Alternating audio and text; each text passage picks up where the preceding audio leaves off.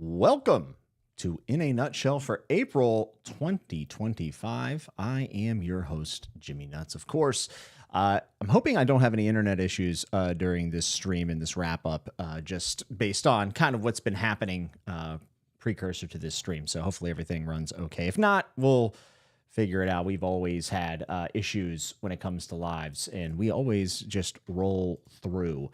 My comments also seem to be not rolling in, which isn't the greatest thing in the world. There we go. That sometimes it takes a little bit, but we're going to be talking about what was kind of almost a disastrous reading month for me, and not excellent by any means, but there were still some silver linings there. And listen, reading slumps hate this guy because of one simple trick. I don't really have a trick. I just kept reading because I'm very stubborn and was able to kind of make it through a period of which I could not seem to find anything that I wanted to pick up, which is not very typical of me.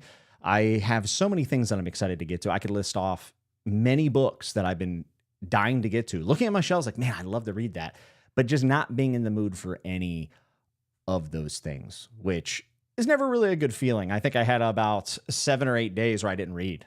Just couldn't get it going. Some of that's just because, professional life has been a bit stressful lately. Though I did just get back from a trip from Denver. I'm a little tired. I'm still feeling the long trip yesterday back home. Didn't get back till like midnight. But found out one of my favorite coworkers is a huge Glenn Cook Black Company fan and has been gaming, like tabletop gaming in that world for quite some time. And as someone who thinks that, Glenn Cook is dreadfully underrated as far as his influence on the genre, pretty awesome. Andrew Krause is going to use bad internet to rig the Patreon pick. You know it. The Friday Night Delight is here to rig the pick. That's just how I do it. We're going to talk about everything I read. I have a couple things. May's actually kind of stacked as far as things I'm pledging to read. I think everyone knows that my TBRs are extremely loose. I don't announce too many things other than the Patreon pick, which we'll do at the end of the stream. But I think there's 3 books that I have to read in May, and I'm very excited for them all, and I'll be curious to kind of see what happens. There's a book I finished today. I'm going to push it off to the next wrap-up just because it's a lot to talk about, and I wanted to get my mind together when I was less exhausted and had more time to kind of gather my thoughts, because it's a pretty great book, I think, but it's really tough and heartbreaking. It's The Bluest Eyes by Toni Morrison. I'll talk about it next wrap-up at the end of May.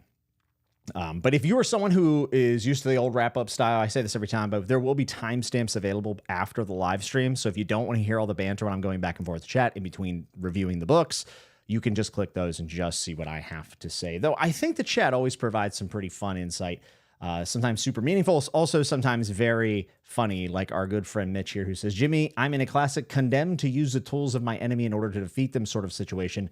Desperately need your help. I would suggest that you buy a new driver. That's usually what I suggest to everyone.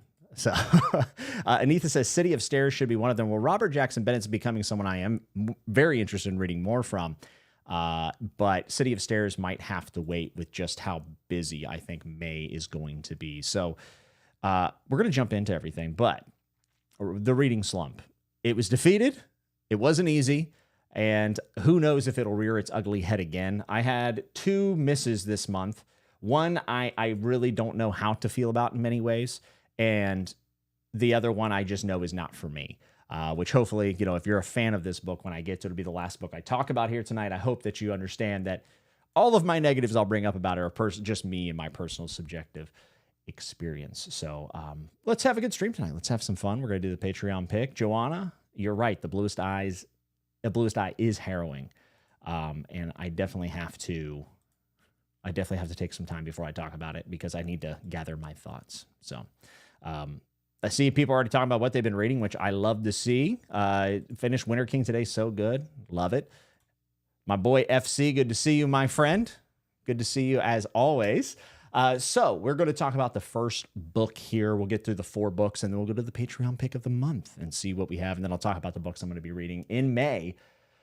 Hopefully I've been saying May. I keep getting my months mixed up. But the first one I talk about is kind of a theme going in here of two of the 4 books are sequels. And as everyone knows, I have not been the greatest sequel reader in the world, but I'm making some good progress this year, really reading more than just book ones, not just starting a bunch of series, but actually continuing them. And ironically, the 2 books this month that were hits for me were sequels, and both sequels I thought were better than the first book, which is awesome.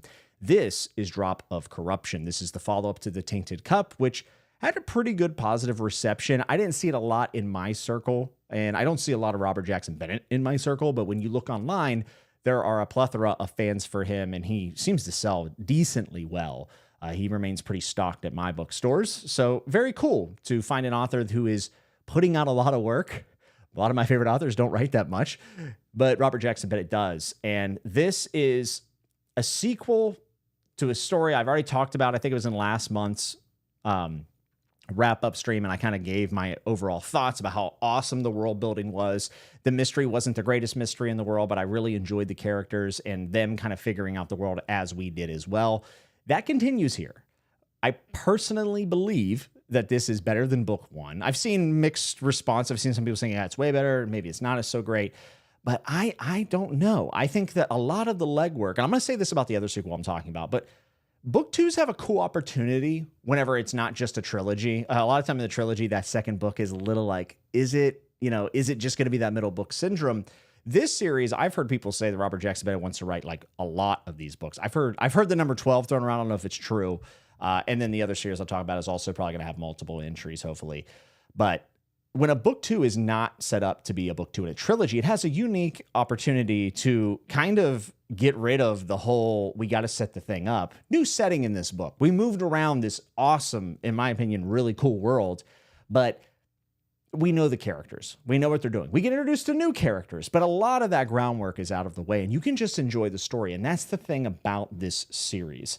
And the reason why I'm very positive on it is because I just like reading this series. I like reading about these characters. I like reading about this world. Robert Jackson Bennett does some things in his writing that really annoy me. And this is my subjective opinion, but I don't love static descriptions.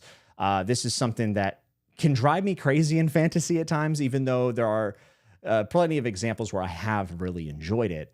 Robert Jackson Bennett doesn't write the longest books, at least in this series, 400 or 500 page books. They're very easy to read, but I almost wonder how much of these pages are going towards these descriptions. Some people love it. My friend Murphy loves the lush descriptions.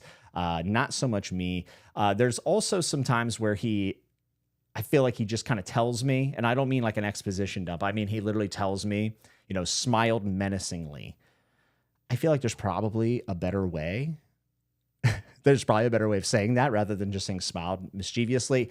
These are not objective things, but they're things that I look for in writing and try to avoid at all cost if I can. So my point is that Robert Jackson Bennett's not a perfect author. I think he's really creative and is drawing from a lot of inspirations that I very, very much enjoy. But for me, I think that this is just one of those series that I'm here for whenever it releases. I don't have a hyperbolic superlatives to throw at this book to make you want to read it and get excited about it. You just have to know that I'm excited about it. And I think Din, the main character, I think he gets way more fleshed out here. He has a personal conflict that I actually think is really interesting. It's kind of around money.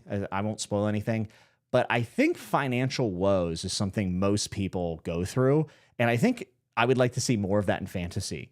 It's one of the things I really like about Name of the Wind. I know people have feelings about that book, but I liked him struggling to afford things. I remember what that felt like, and it sucked. So for me, him having a personal problem, kind of family related, tying into the money, and kind of pushing him into a certain direction that he might not even really want to go was a conflict that I was there for. The world continues to be just, I think it's awesome. I think it's brilliant, super mysterious the whole way through, not just like the actual mystery piece of this, but the shroud, which I put as a tag down here. Mrs. Nuts did. Shout out to her for doing this. I thought the shroud was so cool. It's like a dead titan that they built within, and these titans are like these big leviathans from the sea. There's so much here that I really do love. The one thing I will say, and this is present in book 1, and it's also present in book 2, so I kind of want to throw this out there. If you read book 1 and you said, I am very tired of Din getting some information, being confused by it, and then him going back to Anna, and Anna just being able to explain everything. Like, it's like Din goes into the field and does the investigation, goes back to Anna. Din gets everything, aka we the reader. We get everything explained to us point blank because she's a genius. This is the recipe. That's the recipe for these books. It's a little eye-rolly. There are times where I'm like, okay, well, let's get back to Anna so I can actually figure out what's going on here. But by the end of the book, Anna became such a better character, and there's actually a bit of a reason for it. And that's what I was waiting on to kind of drop judgment on this book. I had the ending not went the way it did, and with Anna's character development, I think this book would have probably just been like mostly positive. Like, it was fine. But because of that, I really like what he's doing, and I think my hopes of the world, kind of like the conflict of the world becoming more epic in scope, kind of like what Dresden Files does, right? It starts out as episodic and then gets huge. I'm hoping that's what the case is for this series. It doesn't happen here in book 2, even though the world does get bigger, but I feel the undercurrent of something more epic coming. And if he decides to do that, I think that this series could be, a fan favorite, but also like just like a pet series of mine. So, and a month that was hard to read, and I didn't do as much as I wanted to. This was the book I was probably the most happy to be reading every time I picked it up, and was definitely the most enjoyable book of the month for me, bar none, easily. I'm not going to give it the nut button because I think that there's still more we can get from this story. In fact, I'll just tell you now, there are no nut buttons. I'll hit it, but it's not for the book. I just know people tune in just to hear the nut button. You're not going to hear any for the books tonight, unfortunately. But great sequel. I liked it more than book 1, and it is definitely one that has made me more excited to continue, which is excellent. Let's go to the live chat and see if anybody else read Drop of Corruption this month. StoryTube, how ya? Oh, by the way, this was a new release too. I'm not a big new release guy, but lately it's been getting a lot better. So, Learn says, still waiting for the gym vid, JK, not really, glad to catch you live. Hey, me and Nerd Level Rising, maybe one day me and him will get together and film from a gym. It would be pretty excellent. Matt Keene says, I kind of want to read these. They're very low buy-in. So, the floor to get into this is simple. I thought the audio was pretty good, by the way. I did half audio, half physical, and enjoyed both immensely. Kai read Grave Empire by Richard Swan, said, I'm proof that you can read and enjoy without reading Empire of the Wolf. That's great to hear. That is great to hear. She Was Only Evie says, Mrs. Nuts already knocking it out of the park with the graphics. She did a wonderful job, and she was very upset because last month she did one for The Tainted Cup. And the whole thing about this world building is that it's really ecological. And she purposely included flowers that are lethal, that are dangerous and toxic to humans. And she's done it again here in the graphic. So I'm going to give away her secret. She was hoping someone would notice last month, and they didn't. But Mrs. Nuts puts in a lot of work to help this whole thing work, and we're always very thankful for her. So Joanna said, May will be my sequels month with Mad Ship and Wall of Storms. Well, those are, in my opinion, 2 excellent books, with Wall of Storms being one of my favorite sequels of all time. So I'm happy to hear that. Learn says, audio keeps going bad and coming back. If that is true, just let me know in the chat. There's not gonna be much I can do. It's probably the internet. It was kind of being crap, unfortunately. So hopefully everything's good right now. David said, Jimmy, you've mentioned a few times that RJB's writing style isn't always perfect fit for you. Could you elaborate? Oh, I did. Okay. Yeah. And you said, never mind. You elaborated. Sometimes I gotta get caught up. Super Gainsborough said, love Din's POV chapters. Well, he's the only POV, Matt. So I'm assuming you didn't read it and that you might have just Googled it, but I appreciate, I appreciate what you're doing there, my friend.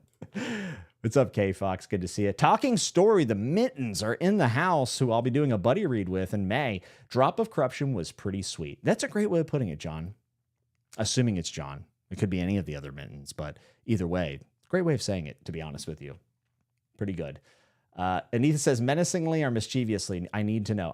Who knows? I probably messed up my words because I am a moron. Sabokidu said, I've been hearing a lot about Robert Jackson, but I think people like him because he tends to have some pretty cool world building, and he's active. I mean, he's written, this is his third series ongoing. And City of Stairs is one that I am very keen to get to. So Samwise said, I used to relate to characters with financial woes, then I got my tax returns. All right. So if you guys need money, you know who to hit up. That would be Samwise over there. Mitch said he's using those abhorred Adverbs. Kev suddenly feeling upset in line at some 7-Eleven right now, and he don't know why. Yes, Stephen King does not like adverbs at all, does he? Good to see you, Reader's Journey. Good to see you. Evie says, Patreon pick. Hopefully we'll get the nut button next month. Hopefully. Belltube said, haven't read, but I feel like I'd need more than a drop of corruption. In a world this dangerous, you might reconsider that, possibly. So Brian Rogers said, I've started The Deluge based on your recommendation. Loving it so far. To be fair, I recommended it to like 1% of my audience. Remember, Brian, you happen to be in that 1%. Welcome. Welcome. There's about 30 of us that'll probably love that book, and I'm definitely one of them.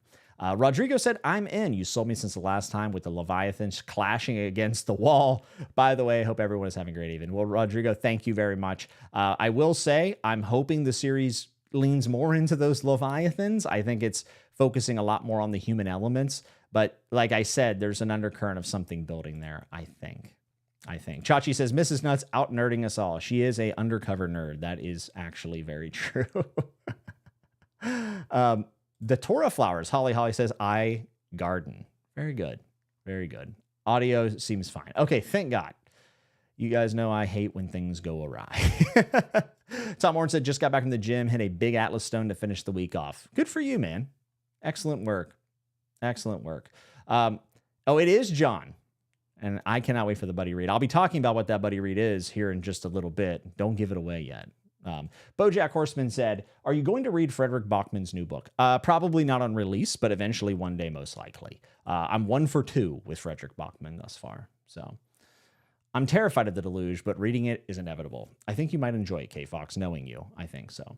Kev said, I was sitting here thinking Hob do the same thing, but I held my tongue. Well, so you're right. Hob does use adverbs. Absolutely.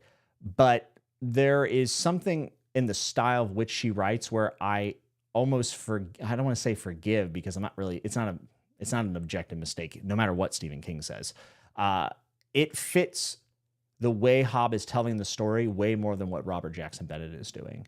And Robert Jackson Bennett, I would not say puts in a lot of time to consider those adverbs or anything. It's not a feeling where you're like, oh man, that fit there in that sentence. It felt like a word that was added after to make it seem more, if that makes sense. I don't think Robert Jackson Bennett is as good of a writer as Robin Hobb is personally. That's my subjective take, of course.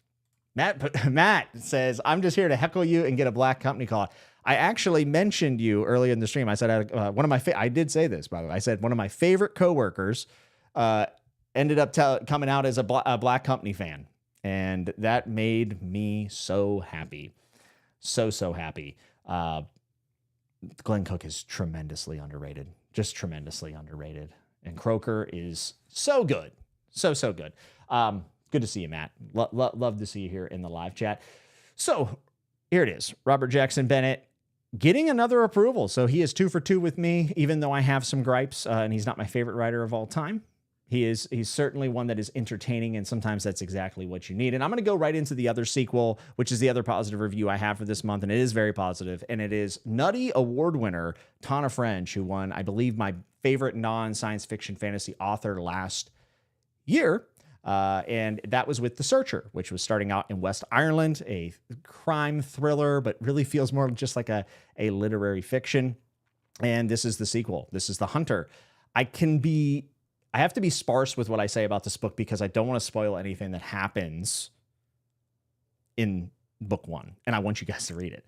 What I will say is I think that this book had a better plot than book 1. It had all of the pub banter that I love, that Irish pub banter.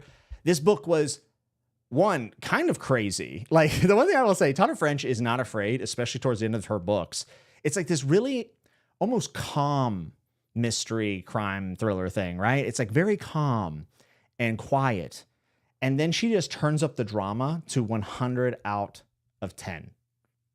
And almost to the point where I was like, all right, Tana, like that's extreme, but it works. And it makes it feel kind of thrilling to read after you've gained some level of comfort with the cast of characters, which is expanded on a little bit here in book 2. I thought that I was way more into the characters and their relationships with one another, specifically the theme of family. And not just blood family, but the people around you that care about you, that believe in you, that protect you, of course, are not always the same people that happen to live under the same roof as you or have the same blood as you or whatever. That's a theme that I always love. I wouldn't necessarily call it found family, but we could probably call it found family. My point is, very authentic feeling, I guess, and very well written, but it's also really funny. The pub banter chapter in this book was making me laugh out loud, and I was reading it on the plane out to Denver this week, and I was laughing, like disturbing the person next. I was sitting in the middle, unfortunately, and I was disturbing everyone around me because I was laughing, and my laugh is a bit obnoxious, unfortunately. So, Ton of French with the Hunter. What I could say about the plot is that we have someone coming back to this small place in Ireland and is bringing with them the hope and the aspirations of finding something like gold. Well, it's gold. And with that, trying to swindle everyone to join in on them, except it feels like a big con. And there's an out-of-town British guy that comes with them, and there's a history between those two that we're trying to figure out, and it's all tied into the two characters that we care about so much from book one. And if you read book one, you'll know what I'm talking about. Just a fabulous book. Probably one of the better examples of like an adult to like child teenager relationship, as far as like being I don't want to say a mentor or a father figure, but kind of that. And just someone taking a child that may be being slightly misunderstood, taking them under their wing and making sure that they're taken care of is pretty excellent. And there's something really kind of endearing about this whole thing, even though some of the stuff gets pretty crazy and dangerous. Love it. My good friends over at StoryTube who live in Ireland sign off on this one. And they indeed loved it as well, at least Carlos, who has read it so far. And he also agreed that he thought this was better than book one. So if you like The Searcher, or you haven't read The Searcher yet, do that. And then you should get to The Hunter, because I thought it was really excellent. So very, very excited to be reading more Tana French. Another author and another sequel, but this is another author that is actually going to be doing more, right? Like I'm actually gonna have an author I can read every few years instead of waiting, 17 years for The Winds of Winter, which is always really cool. I'm not an English native speaker, and I hear about adverbs being a problem, but I'm not sure if I understand it. Is it just about using stuff like quickly, extremely, very? Is really an issue ever? I think honestly, it's probably more of the fact that a lot of people feel as if they're used to try to like liven up sentences. And sometimes it is effective. Like it depends on the story, depends on the way it's being told. But you will see it a lot in amateurish writing where it's like an over reliance on those things. Like I ran quickly. Well, yeah, if you're running, you're probably running very quickly, right? Or at least quickly for you. So adverbs, people do have problems with them. My issue is that because Stephen King, who's I don't know, maybe the most popular American author of all time, does not like adverbs, and he put it in his On Writing book, everyone pretends like it's this objective criticism, and they can push up their glasses and be like, oh, adverbs. But like, some of the best books of all time have adverbs in them. It's just about picking the right moments and stuff. That's my opinion on the matter. What is this cover? I ain't seen this one. So I found it on Google, Kev, and I use this one because I actually liked it a little bit. You know what? This actually might be the cover that I have now that I'm thinking about it. I did a large portion of this on audio, which I enjoyed, but my Irish friend Carlos said it wasn't the greatest. This would be the UK cover, I believe. Good evening indeed. Beautiful cover. Fire, you might say. StoryTube, Carlos says, Jimmy, were the Brits at it again in this book? When are they not? When are they not, Carlos? I need to read Tana French too. Dang it. I implore all of you, if you're trying to, I know a lot of people who watch me are really into science fiction and fantasy. If you're wanting a break from it or want to dip your toes into something else, I think Tana French is a fabulous place to start. I really think she writes approachable books that still have a lot to say.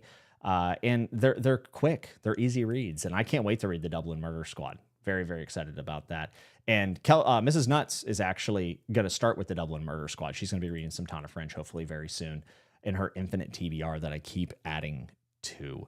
Joanna says, I agree about adverbs. Well, that's because you're very based, Joanna. Very, very based. Belltube says, everything I know about them came from lolly, lolly, lolly. Get your adverbs here. Father and son, lolly, get your adverbs here. Well said. Well said, Brian. That was a really helpful answer, Jimmy. Thanks. Well, I'm glad. I am probably not the best person to speak on behalf of the English language, considering the fact that I screw it up a lot because of repeated trauma to the head in my early 20s and teen years. But I'm glad that I could make some sense for you folks.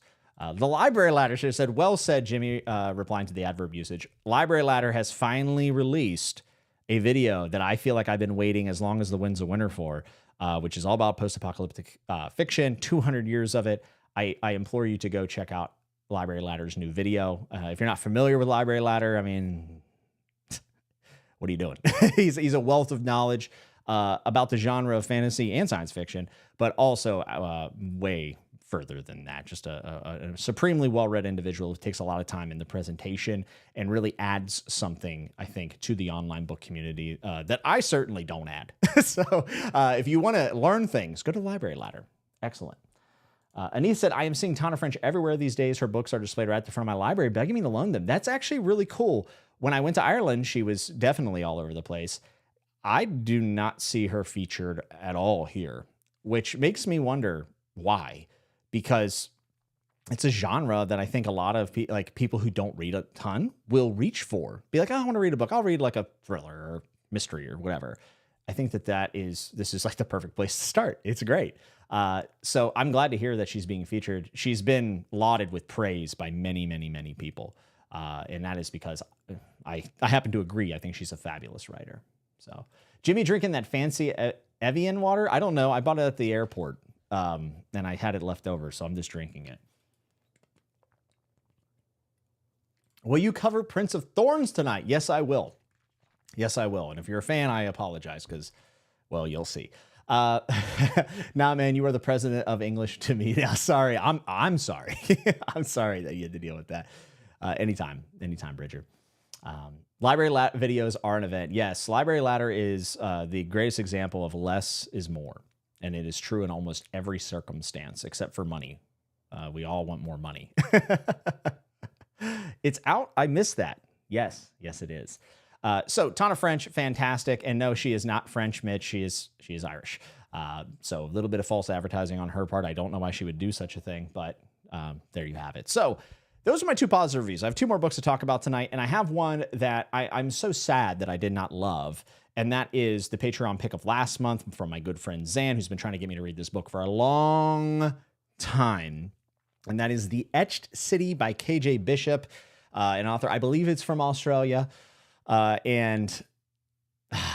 Okay, this book is so hard to describe in many ways. But if you're familiar with the new weird genre, such as Clive Barker or China Miéville, this would fit right at home in that section. And I have heard many people call this Perdido Street Station meets The Gunslinger by Stephen King, first book in the Dark Tower. And honestly, that's a great description, and I could not think of one better for this. And I really like The Gunslinger, even though it's a very odd book. And I love Perdido Street Station by China Miéville. I think China Miéville is one of the most underappreciated authors in fantasy ever. But KJ Bishop went for it here in Etched City. Absolutely went for it with some brilliant writing, atmosphere that you could taste. I mean, the vibes were immaculate in this. And it is as esoteric or nebulous as you could ever get in a book. And unfortunately, where I was with reading, you guys know me. I like weird stuff. I like things that don't have a point. I'm down. I was not down for this. I was not down for being kind of tossed about into almost psychedelic scenes. You have a healer and then you have a mercenary. I guess they're probably more like a bounty hunter. And there's been a civil war. They survived it. They're going across this land. It does feel very Dark Tower-esque in that manner. And as they go across, they find themselves in different situations, interacting with different people. There's slavery. There is art that comes to life. And it is just almost a gigantic hallucination. And I just kept reading, kind of waiting for the plot to pick up. And it just never really did. And it rode off those great atmospheric vibes as long as it could for me, and then just kind of never really came together. Why am I mixed instead of negative? Well, one, I think her writing is tremendous.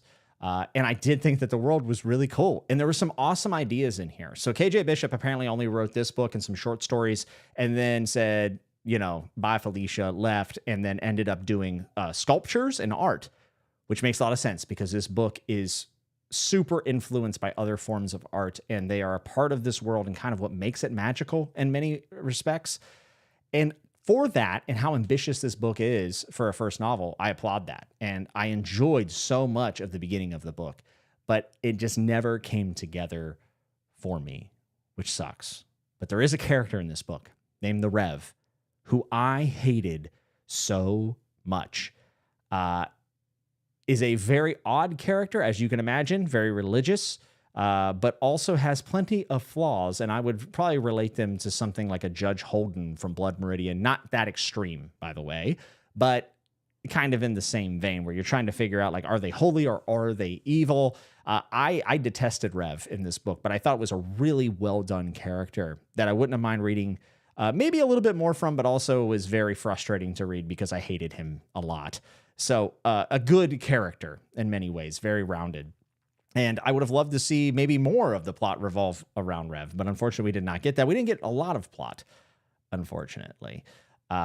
Cooper says, Jimmy just said, I just looked over. I usually try not to read the chat. Said Jimmy said slavery like it was a plus to the story. No, I was trying to set up the world, Cooper. Come on now. I was trying to say, like, we're talking about a civil war. There's been slavery. There's art coming alive. Like, it's a very odd world with a lot of treachery in it, but also some of the really bizarre art stuff is kind of beautiful in a weird way. And that's why it fits into the new weird genre so very well.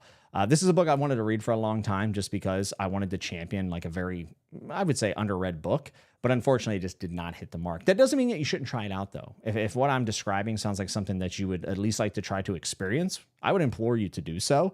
It's definitely one of these books that you'll probably read maybe a handful of books like it. And KJ Bishop definitely has her own style of writing that I found to be pretty satisfying and satiating to read. I just wish there had been more. I doubt KJ Bishop's going to write again. She hasn't in a long time, but who knows? Maybe we'll get a sequel to the Etched City, or maybe we will not. So a very weird book with a lot of vibes, but this doesn't come together. And in some ways, like Perdido Street Station, is a bit of a mess. I just happen to like the mess that Perdido made in the middle of the book a lot more. And I think that China Miéville is actually very entertaining and delivers in his endings. Whereas this ending, by the time I was done, I was just kind of like, all right, I was close to DNFing this probably 3 or 4 times. I was really struggling with it. I don't think this book is why I had so much trouble reading this month, but it definitely did not help. And I don't think I read anything for like a week after it. It was a bit deflating, but another obscure, weird book under my belt, which always feels good. So we'll hit the chat and see what people are saying. I imagine there's only maybe 2 people here that probably read this. Jared Henderson said, now that is a man with a great chair. You know it, man. Just views. Tony Patch said, been playing any games? Oblivion Remastered. I've been playing Expedition 33, Claire's Obscure. I think it's one of the best RPGs I've ever played in my entire life. Tom Warren says, Tana French makes me think of Donna Tartt. Just the name, no other reason. Tom, you will need to elaborate on that. Samokidu said, it's beautifully written. Not entirely sure what to make of it, though. Yeah. I will not knock her writing. Her diction and almost like a rhythm to her writing is pretty peak, in my opinion. Mitch said, this makes me question Zan's taste in books and quite possibly his outlooks on all things. Well, I don't think that's very fair. Evie said, there's one KJ author in my world, and that's KJ Parker. Both KJ Parker and KJ Bishop, very obscure. So if you're going to be a writer, do not take the initials KJ. Or maybe you should, because no one will know that you copied them at all.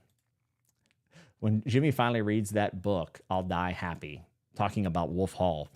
We'll get to Wolf Hall in a bit here.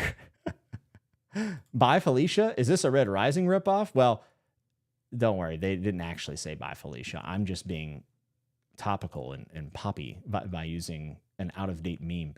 Joanna said, that looks like the Midnight Sun cover by Stephanie Meyer's Twilight Saga book. I thought the same thing. I agree. I thought it was Twilight. Okay, so a lot of people were feeling like it was Twilight. Like the hair, Jimmy. Thanks. Appreciate it. yes, Expedition 33 is a marvelous surprise. It is absolutely phenomenal. It's amazing that a small studio could do that. And by the way, the story is actually pretty incredible, I think. Uh, but those are my initials. Well, you better get some new ones, my friend. How about Long Driver? And you can be LD. Shelf Unstable says, other obscure Zan book that Jimmy might actually like, Bad Brains. Okay. Mrs. Nuts, if you're watching, write that down for me so I can put it on my TBR and check out who wrote it. My friend Zan always has some wild books. Etched City definitely filled that bill, but it just wasn't exactly the one that I really loved. Putrid Sunrise said you should try Veraconium next, similar but more interesting in terms of story. Well, I will also check that out and write that down. Playing Liza P, not feeling. I love Liza P. All right, so we're going to get into the final book that I read this month, and it is a book that I also almost DNF'd, and I have many things to say, and that is Prince of Thorns by our good friend of the channel, Mark Lawerence, the beginning of the Broken Empire trilogy.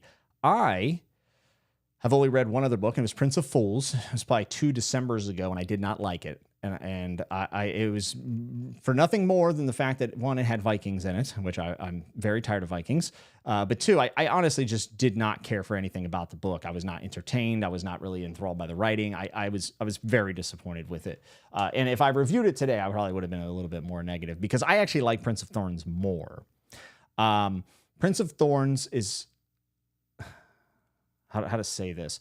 So Prince of Thorns is about a boy, Jorg, who goes through a horrendously traumatic experience that he feels powerless to intervene in and is held back by Thorns. And that kind of shapes who he becomes, though there are some external forces that are also interacting with his personality and his motivations and his actions going forward in the story. This book is kind of segmented into present day narrative and then flashbacks about 4 years earlier when these events happened, and kind of all the flashbacks are when I believe Jorg is like 10 or 11 years old. I believe it's 10 or 11. And at the time of the book coming, it was, or the present timeline in the book, he's like 13, 14, or 15 or something like this. And it's a story about someone kind of seeking retribution, but also being enveloped by their hatred and the trauma that they experienced, and then dealing that out to people that they run into. He is a prince. And his father sucks, to be honest.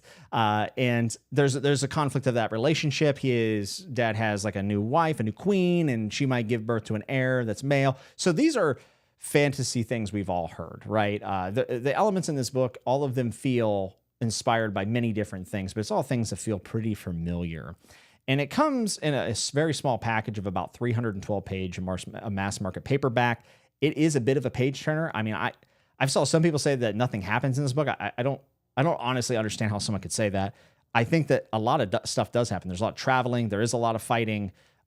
It was not hard to read. I like the writing here more than I did in Prince of Fools, though I don't love Mark Lawrence's writing by any stretch of the imagination. That is not an indictment of his writing. I don't think he's a bad writer. It just doesn't click. It doesn't resonate with me. It doesn't move me very much. Though every now and then he had a pretty decent turn of phrase. So this book is very grim, and a lot of terrible things happen. The POV is obviously someone who is largely hateable, even though I can have empathy for what happened to him as a child, just the way that he ends up going about that. And again, it's a book one. There's other elements influencing him, and I'm sure that we're going to go to somewhere in this series where he grows and there's redemption, maybe not full redemption, but there's growth. And you know, that could be interesting to read, I'm sure.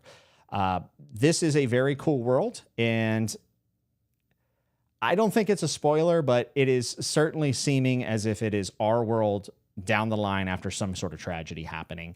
And I don't think this is a spoiler because I think in the first like 4 or 5 chapters, I mean, there's references to like Jesu, which I assume is Jesus, and Plato. I think Aristotle is mentioned. So like you can tell that there's remnants of Earth in this story, which is something I'm here for. I really like Dying Earth, like Jack Vance influenced things. Book of the New Sun, of course, which this gets compared to a lot because it is such a troubling POV in this type of world. It's very, very bleak. I love that type of world. And that is probably the thing that I enjoyed the most about this. I also did enjoy the pacing of it. I thought Mark Lawerence was like getting in and out of chapters and just moving along really, really well. A lot of these chapters are like 3 pages long. Not always my favorite way of going about a story, but I thought it worked really, really well here. So why am I slightly negative on this book? To be honest with you, reading about Jorg, and I've read about tons of characters, tons of POVs that are troubling to read, disgusting to read, stretch the bounds of my empathy for them. But Jorg just did not feel anywhere near the level of some of these other characters that I have enjoyed. Disgrace probably by J.M. Coetzee is probably the best example of this, but we could certainly look at Severian from Book of the New Sun, even though I don't know if I love Severian as a character as much. I like, to be clear, I like him a lot more than Jorg. But Jorg felt very much like a character that could be subbed in for like a school shooter. And I don't say that even really as a joke. Like, genuinely, his reaction to his anger and the pain he wants to inflict in the world is very reminiscent to like some of the letters left behind by people who commit these atrocities. And I found that to be kind of gross in some ways. Not saying that you can't do that and that wouldn't be a valuable thing, but it never went anywhere where it felt so, it almost felt childish. And I know he's a child, I get that, but to me, it just felt so on the nose that it just didn't work for me. Of course, Jorg is very edgy, as most teenagers can be and are, but that doesn't make it not cringe for me to read. And the way, he's treating everyone terribly, but especially the women that he comes across, though not all of them. I just did not think Jorg was all that interesting of a character at all. And maybe I'm at my end of being able to read about characters like this that are so hateable and that are so detestable. The final thing I don't like about Jorg is the fact that he's so young. And I've been saying this for a while now, but fantasy, I'm really more interested in fantasy that has older characters, and it's just kind of where I'm at right now. That does not mean that I will not like another book that has a young character. I'm sure I will. But Jorg is also like 14 years old and being, he's like a genius. He's also very skilled and smart on his feet, which is fine. It's fantasy. But there was something about being reminded constantly of his age. His age comes up a lot in the book. So I couldn't suspect, honestly, I would have aged him up in my head had I not been reminded time and time and time again of his age. But he's like beating these world-class knights, outsmarting them, and always getting out of these bad situations. And just even the way he talks, he's reading old philosophy and pondering it and talking about it. And for some reason, it just rang very hollow for me. I did not enjoy it. I don't want to read about a 14-year-old kid that is the devil incarnate. I would call him Joffrey Baratheon. I would. But I actually think that he has a more of a justification to be a terror than Joffrey does in Game of Thrones.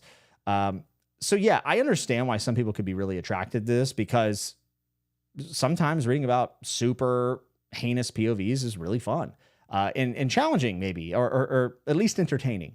And I think Jorg is that for a lot of people that I've talked to. There's good friends of mine who really enjoy this series, and a lot of them actually say the book 1's kind of the worst and then book 2's the best. I don't think I'll be continuing on. The setting is really what drew me to this. I knew that I was probably going to bounce off the POV, but I wasn't sure. Turns out I was right with my guess. But this just makes me want to read The Psalms of Isaac by Ken Scholes. I would rather just go read that. I like the approach to the story far more in that series, and it's kind of not the one for one, but it's a very similar situation with the world. And I just think Ken Scholes is doing some really cool stuff over there. So if anything, I'm kind of scorning myself for, picking this up instead of just reading book 2 of that, which is what I should have done. So this is my second attempt at Mark Lawerence. I'm not going to try anymore. He's just not the author for me. I know he has a lot of fans, and I know he's a super smart guy. So this isn't in any way an attempt to have objectively make claims about his writing or his characters or whatever. It's just for me personally, I did not resonate with this. It didn't move me. And I really did. I should add this. I really was on a mixed rating until I got to the end of the book. I did not like the end of the book. It felt like it kind of just super fast, fell off a cliff, Jorg doing Jorg things. And it was just one time after another of him doing something miraculous almost. There is some magic in the world. At least I think it's magic. It has that thing where you're like, is it magic? Is it tech or whatever? that I'm kind of curious about. So who knows, maybe that those little questions will stay in my brain and I'll want to continue on, especially since people actually really like book 2. But I mean, as of right now, I would say there's almost no chance that I'm going to read the rest of these. And I really feel as if this is probably the end for me and Mark, who's, obviously a very dear friend. I jest. So that's it. I hope I didn't come across too much like a haterade, drinking the haterade, but that's just how I felt about it. You guys know I read dark stories. I read about POVs that I really don't like. So, there's always nuance to everything. And I'm not one of these people who just read like specifically one thing and like it no matter what, because it's that thing, if that makes sense. So this is an example where it didn't work, unfortunately. So yeah. Waldo said, nice. Just got off work. Time to catch some of this. Well, I'm glad you're here. Smoking that Mark Lawerence back. Oh man. Samwise said, I've been waiting years for this. For me to read Prince of Thorns. Tanner said, damn, I just missed the Etched discussion when I'm one of only 2 people on earth that I've read it and enjoyed it. Well, Tanner, I was a bit disappointed, but I had a lot of good things to say also about KJ Bishop. So maybe you won't be entirely defeated, unfortunately. It's such a wild book, gutsy and divisive. It's a fantasy novel told from the POV of a villain. Well, I don't know if that's necessarily that gutsy at this point in fantasy. I mean, I think Thomas Covenant is a fairly good example of an anti-hero. I don't know if some people would definitely call him an outright villain. And in some ways does remind me a little bit of Thomas Covenant, as well as Severian and many of the other characters that I find troubling. All right. So, and Samwise, obviously, free to have an opinion. Samwise, smart guy, everything. I would push back against gutsy because I actually thought that Mark Lawerence was engaging with anger in this book. And I think that anger is a really fascinating topic to put a character through. And I also think it's kind of an interesting emotion for us as human beings, because I think anger actually serves a good purpose at times. But this felt like the most like low effort anger to me. And it actually didn't feel like he was doing much with it other than just being very I don't want to say offensive, but abrasive maybe is the word I'm looking for. So Beltube said Prince of Thorns is a top 10 worst book I've read in the last 2 years, and I'm a lit RPG guy. Okay. I thought for sure that more people would, I'm assuming some people are going to be upset. Sir Jordan Drew, what's up, dude? Good to see you. I haven't got to watch your latest video yet, but I saw quite a few books in that thumbnail that I was interested about. Teenage edgelord with no redeemable quality leads his band of adult bandits on an anime-like revenge quest. I love Lawrence's writing style, but this is my least favorite trilogy from the author. Okay, so I mean, this is someone who likes Lawerence and I think has a pretty similar take to me. I will say the book that didn't burn, I'm kind of interested in that. I've heard mixed things about the sequels, but I've heard people say reading book 1 and just that is perfectly okay. If I were going to try another one, it would probably be that. But hey, good to see you, man. Love whenever you stop by. I really appreciate it. Marky Mark and the Thorny Bunch. It has a ring to it. It genuinely does. Library Life says, I agree with your take on the main character. You're validating my decision to DNF when I attempted to read it 5 or 6 years ago. Yeah, I mean, I always encourage everyone to give it their own try and form their own opinion. I am in no way, shape, or form an authority. I mean, I'm an idiot. But this was my experience, and I'm not terribly shocked to see that some people might feel the same way. Do you think it would have worked better as a satire, a bit like American Psycho? Possibly. I mean, I struggle to say whether it would or not because it's just not set up to be that type of book. Though maybe there are some people who take it as satire. I don't know. Joanna, you would not like this book at all. Andrew Krause said, I read this very early in my fantasy journey and loved it. Not sure if I had read it now. I do wonder how I would feel if I had read this earlier. Because the world, like I said, the world is really interesting. And I had not, at that point, when I got back into reading, 6 years ago, I had not really read a ton of villain-driven stories. So I think earlier on, maybe possibly, I could have enjoyed it a little bit more. Sword Jordan Drew, dropping more knowledge, said, Jorg is a villain, but he's the lesser of two evils. I like the ending of the trilogy, and the series is better if you read the Red Queen's War series as well. Yarlin is better than Jorg. Red Queen's War is probably the series from him I see praised the most. And now, honestly, I wish I had just read those, because that probably would have been far better, unfortunately. Oh, my goodness. I've never felt pulled to this one. I mean, also, I'm going to be honest, like with the cover and the way that the way Jorg comes off in his interactions with people, it felt really young to me, even though the content is graphic. It's a kind of a weird like tonal clash for me. That might not be what other people feel, but I kind of felt like that. And I don't like the cover very much. Okay. Tyson said, never cared for Mark's writing until I read the book that wouldn't burn. So maybe there's some hope for me. Absolutely. Howdy, Chris. Good to see you, my friend. Samokidu said, I heard the big twist of the Prince of Thorns books and it turned me off from reading it. I always try to keep an open mind with that kind of stuff. You get spoiled because you have to remember that, out of context, a lot of things, especially in fantasy books, sound stupid or silly. It's all about execution. And like, I will give anything a chance. I mean, the most notorious thing is the Dark Tower ending. And there are parts of the Dark Tower final book that I hate, but I actually very much like the final ending, the very ending of the Dark Tower series. Ahmed Dana says, I understand your dislike of the series. I personally love this type of world, and writing was quite good, so I kind of like this book. Yeah, nothing wrong with that. Like I said, the world's fascinating. That's my cup of tea. But unfortunately, if you're going to sit in the character's head for a good amount of time, you would want to at least feel something rather or other than annoyance, which I didn't. But I certainly could understand how somebody would enjoy reading this, for sure. Andrew Krause said the book that wouldn't burn was brilliant. Book 2 was fine. Still reading book 3 and not sure where I will land. Yeah, I've known a couple people who have really loved book 1 and did not love the next two. Tori Tox is here. What's up, Tori? Good to see you. Jared said, I've never heard of this book or author, and I think I hate it. Jared, I actually would be very curious. I would be very, very curious what your thoughts would be about this. Tori Tox says Prince of Thorns is one of the worst books I've read in fantasy. Okay. I was wondering, I'm like, am I being too negative? But I mean, there are people that have very passionate opinions about it, which kind of makes sense. I mean, honestly, you're going to come out of this thing. I think most people will have a strong opinion one way or the other. Molly looks at art, great username, said, I have no Mark Lawerence opinions except that I think the book that held her heart cover is very pretty. Yeah, he has some good covers, but I don't know if this is one of them. I don't love this one. I would not have considered that bad if I knew half of the things that were happening in Prince of Thorns. Interesting.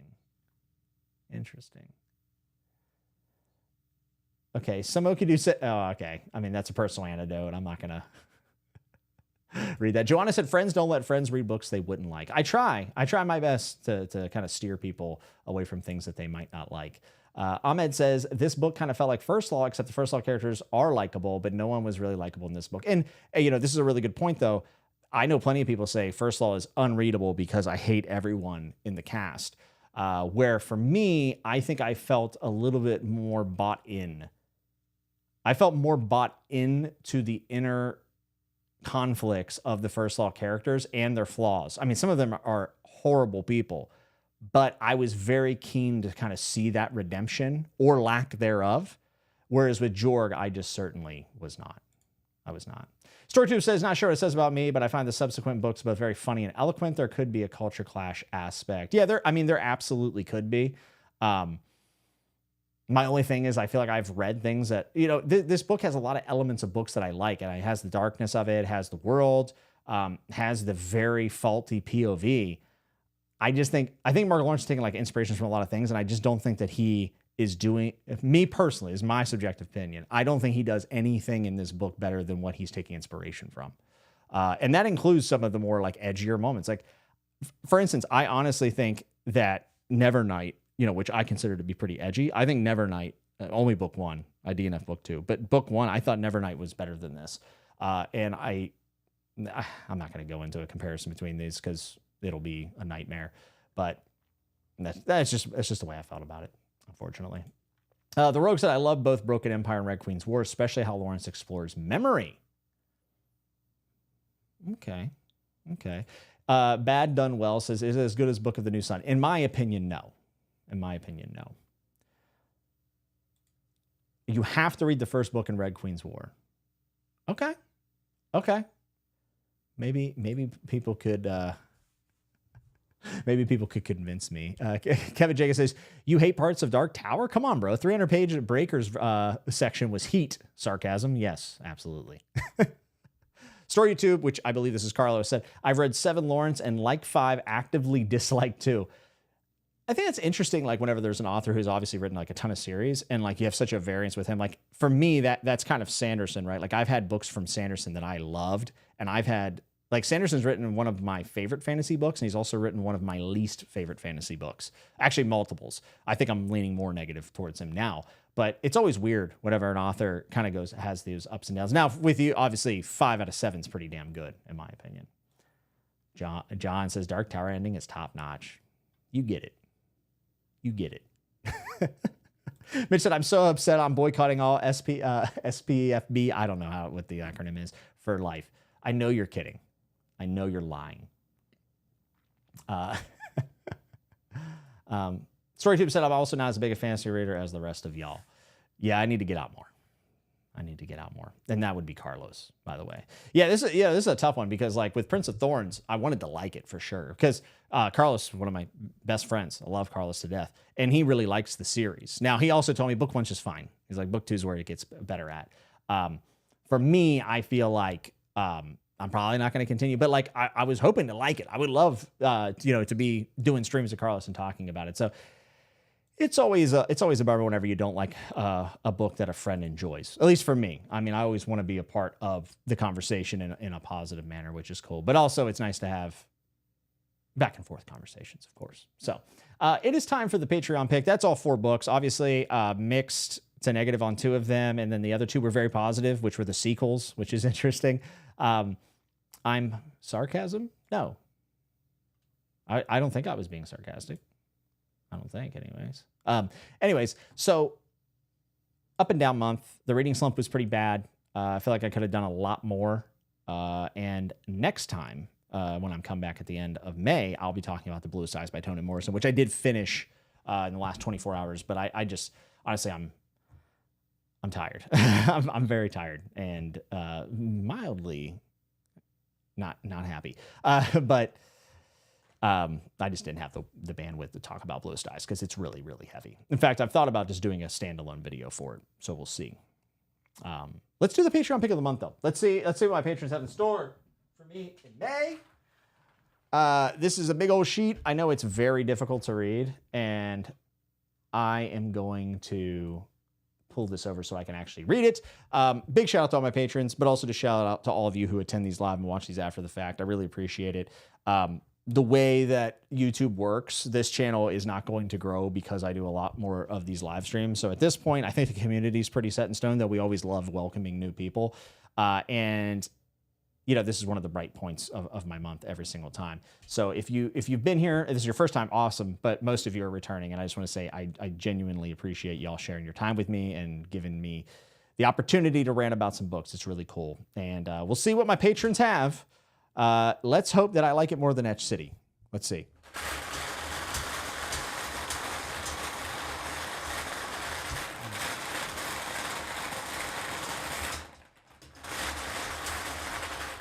Also, my boy Andre said, dibs on winning the patron wheel. Best of luck to you. I went to Topgolf with Andre while I was visiting, and man, you should see the ball speed this guy can produce. It's absolutely insane. And also gave me some amazing gifts. So Andre, thank you for that. I very much appreciate it. All right, here we go. Jared, I'll get to your question in just a second. Okay, and the number is number 73. I gotta close this so I don't spill these. There's like a cat hair on my nose. And I'm trying not to sneeze into my microphone. My freaking cat. So it's number 73, and number 73 is Nicholas, which is Terrible Worlds Revolution. I have not the slightest idea what that is. But congratulations to Nicholas. Nicholas has been a patron for a really, really long time. Oh, it's Adrian Tchaikovsky? Okay. Let me pull this up. If I can get my internet to work, I will pull this up and we'll read a little synopsis from it. What was the title again? Terrible Worlds Revolution. I'm not gonna lie, I don't like the title very much. So I hope that the book's better than the title. Just seems a little clunky.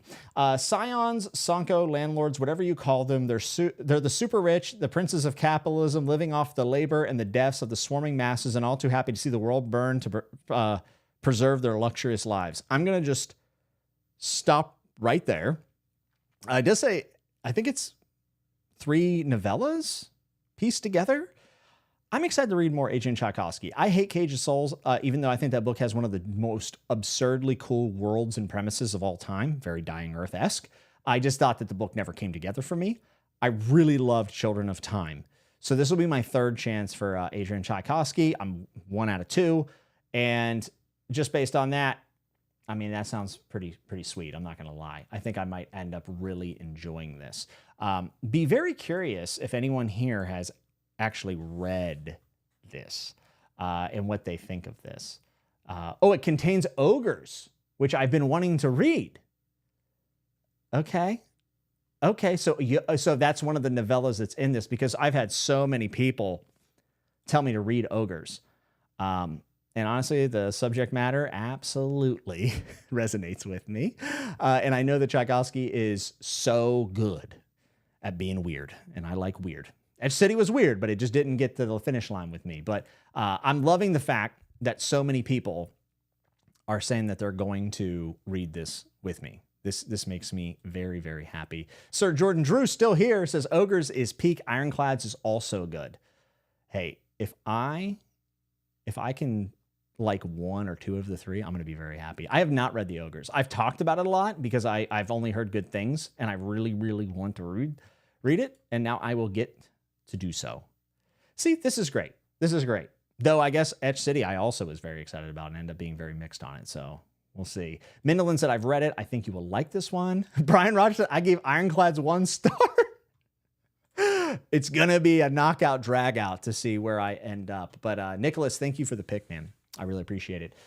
Very, very excited to read it. Always want to read more Adrian Tchaikovsky. I always say his name wrong. The big thing is if I can really get into a rhythm with him and really like what he's doing, he's written like, I don't know, 7 million books. Like, he makes Sanderson look slow.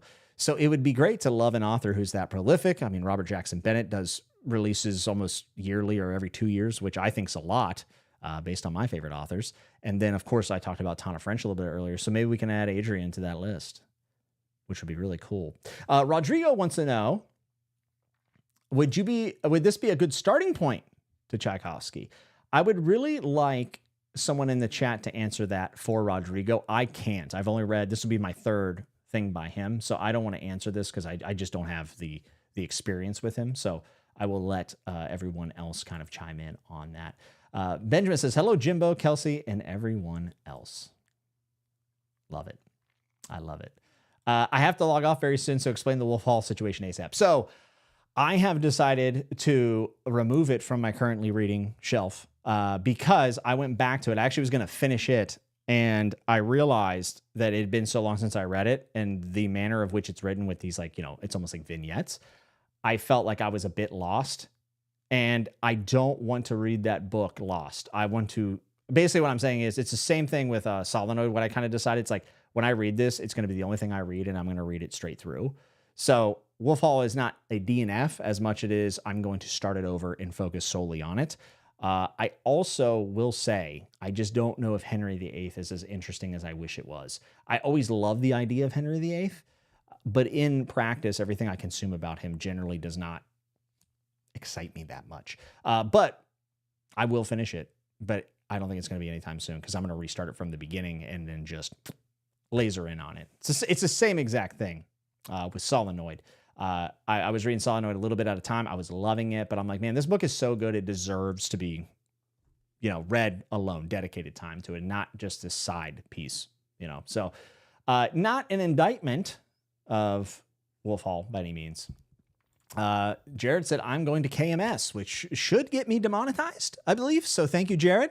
You can soak up all the AdSense and the ad revenue over there in your kingdom. I appreciate that. So what else am I reading in May? Obviously, I got this, which I'm super glad that it's like, novellas. That's really cool because I have some other stuff I got to read.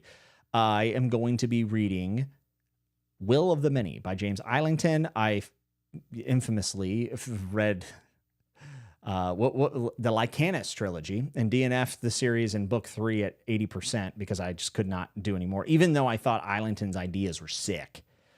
So this is his new thing. A lot of people really loved it. I'm excited about it outside of the fact that I believe there's an Academy section, which I'm not going to be thrilled about, but I'm willing to kind of get through it.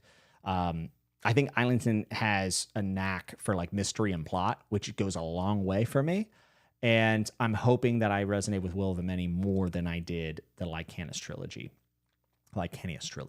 So I'll be reading Will of the Many. I'm reading that with a bunch of great people. It's going to be, I believe, Philip Chase, John from Talking Story, Nerd Level Rising, and Chance Dillon. And if I'm forgetting anyone, I'm super sorry. It's been a long week.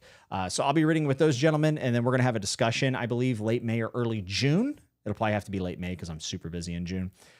So I'm very excited. I'm reading a book that more than 10 people have read, which is great. And hopefully I like it. I really hope I do. The other thing I'm going to be reading is one that honestly I wasn't planning on reading on release because I've been very suspect about whether or not I'm going to like it. And that is The Devils by Joe Abercrombie, which comes out May 13th or 14th or something like that. And I haven't watched any reviews of it really because I want to form my own opinion, but I've seen thumbnails in general. It's ranged from worst book ever, Abercrombie's lost it, to amazing 5-star best book ever. And I've seen that it's just fine, which tells me, like always, we should all just read it ourselves and make our own opinions of it if you want to read it. And I did not realize, but Reactor, which used to be Tor.com, I believe, has been doing, just like Sanderson, they're doing pre-release chapters. So they've been releasing I think it's 2 or 3 chapters a week for a couple weeks now. They're up to like chapter 9 or 10. And I read the first 3 chapters of The Devils because I was like, I'm not going to drop everything and read this because I don't know if I'm going to like the setting. Do I want to read Joe Abercrombie outside of First Law? Happy to report, I really loved chapters 1 through 3. Very Abercrombie. He does his thing. And I like what he does. So will it maintain my enjoyment throughout? I don't know. But I was pretty much set at ease that I was worried about the setting, which is kind of like an alternate Europe. I think I've been spreading misinformation saying it was an alternate London. It's like an alternate Europe. But there's high fantasy elements. They talked about elves in the first chapter, which I was like, okay, that's going to be interesting. I thought the setting was cool immediately. Very, very cool. There's a pope. I don't know if that intrigues any of you, but there's a pope in it. But I liked it. It's typical Abercrombie. I'm expecting him to have a bunch of sarcastic asshole characters that will be fun to watch them go through awful things, and maybe it'll be fun.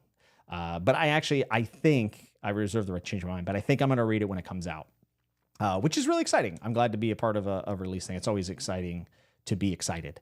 So hopefully I like it, and hopefully some people will join me, and I should have an opportunity to talk about it next month, which will be a lot of fun, and you'll want to tune in to see what I thought as someone who really loves First Law. Pretty much love all the First Law.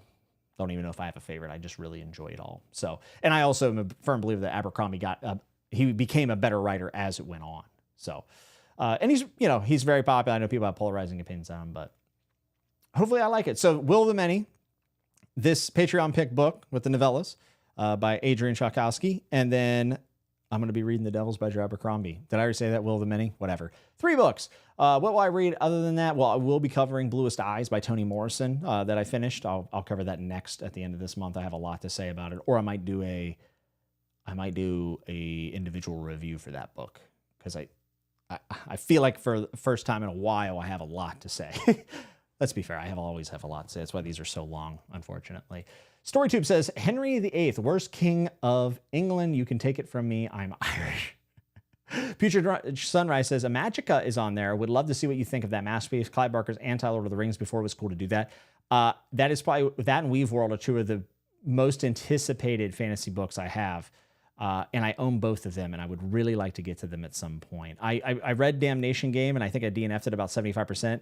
Not because I thought it was bad, but just because I was kind of tired of it. But the one thing I took away from it is that Clive Barker is a wild dude, and his brain works in a way that I don't understand, but I really liked being in there for a little bit, because there's some deranged stuff in Damnation Game, but I liked it a lot. Just didn't, I got the gist, as my friend Mitch would say. Amanda says, finish Solenoid or you hate me. I promise I don't hate you. I just need time. I need time. That could possibly be a July book for me, which would be great. Anita said, I DNF after book 1. I assume that's Will of the Many. believe. I really hope I like it. I hope it works. Oh no, Davis said Academy section. I think that's the whole book. Oh man. Andre said the ending of Lycanius book 3 is so good. Nope, you're not going to convince me. I'm not going back. I slogged my way through book 2 and most of book 3. No, I can't. I cannot do it. I wonder what Alan has to say about this treachery. Oh, for the buddy read, I think Alan is on that hipster mode where he doesn't want to read Will the Many, I believe. Kev says, don't say it's alternate London. Kyle will yell at you. Yeah, I genuinely thought I read that it was alternate London, but there's a chance I just misread. I mean, it could be that. Anyways, it is, and it's an alternate Europe, so pretty cool. The Blade itself also talks about Dark Elves, and then they're never brought up again. There's a couple things there that are never really brought up again, right? Like the spirits talking to Logan. I'm like, oh, that's cool, and then just just completely, went away from it. Never mentioned again. City of Stairs. I am gonna block you if you continue to spam it, Ethan. I'm not gonna lie. Mrs. Nuts will put the ban hammer on you. Mrs. Nuts said, what about the new Emily Henry? We can both read it. I'm good. Thank you, though. I appreciate that. Shelf and Save said, oh, let me reread Bluest Eyes and have me on and we'll panel discuss it. That could be fun. I would love to add someone else to that discussion, too. We should talk about this. That could be really fun. Or maybe I invite you on for a segment of chat with In a Nutshell next month. Little call-in feature. That would be kind of cool, wouldn't it? It's something I've actually been thinking about doing with other books as well, which would be cool. Oh, I mean Lycanius. Gotcha. I'll host it if Jimmy too scared. It's more like Jimmy too sad, I would say. Holly says, I'm reading A Little Hatred for the first time. Excited to hear about the Devils. Yeah, I love A Little Hatred. I thought it was great. Really, really loved it. Arguably the best book of that trilogy, though I think Trouble with Peace does it for me. So that was my month. Guys, it was not a good month. Pretty much in any facet at all for me. But the key is just to keep going, to keep chugging along, I guess. And I am excited about reading stuff. There's certainly a lot of excitement for me to be buddy reading The Will of the Many, and obviously the Joe Abercrombie novel. Like even just reading those first 3 chapters, I was like, okay, sick. Lots writing on the Devils for me as far as like where I would put Joe in my top authors, because when an author's really just done one thing, I'm always like, well, I would like to see, more. And I think that Abercrombie does a pretty cool job of changing like tone. Well, maybe not tone, changing his approach to what type of story he's telling, especially with the standalones. Like obviously it's like Kill Bill and The Unforgiven or Tombstone or whatever. Like there's a war novel in there. So he's like tackled different types of novels, but they're all within that First Law universe. So if he's able to really deliver on something that isn't First Law, I would even have more respect for him, though it's totally fine if he doesn't as well. I would still love him, but maybe he's not cracking into that top 10. But there's very few authors that make me laugh like Joe Abercrombie, which I know not everyone will feel that way, but I certainly do. So I'm excited. I'm excited for this month. I'm going to just pretend this month didn't really happen, and I'm going to move on. And I hope that you move on with me. And I hope you'll be here next month as I'm talking about all these cool books that actually people have read for once, which will be cool. And we'll see. We'll see what I have planned for the month of May. I got a couple things going on, but I certainly have more time than I did in April, and I will in June. So hopefully in May I can get some other things out other than Chatting with Nuts and In a Nutshell, but that will remain to be seen. Based on my motivation levels. But I appreciate you guys being here on a Friday night with the Friday Night Delight. And I would love to hear about what you're going to be reading in the month of May. Are you going to read any of these books with me? I would love to see if anyone's going to jump in. There's been a couple people that have been reading whatever the Patreon pick of the month is every single month. And it's been kind of cool. Obviously, Red Rabbit was the big success. Also, sequels have been really good. I really need to read The Rose of Jericho really, really badly. I want to read it so much. So appreciate you guys being here. Drop a comment. Let me know what you're reading in May and if you're going to be reading with me. And as always, you can hit like if you like this video. If you dislike, you hit dislike. If you love to think about subscribing, I would very much appreciate to have you here and a part of the community. There's a Patreon in the description. It's optional, but always appreciated. And until we see you next time, be good, be safe, and remember to always keep turning the page.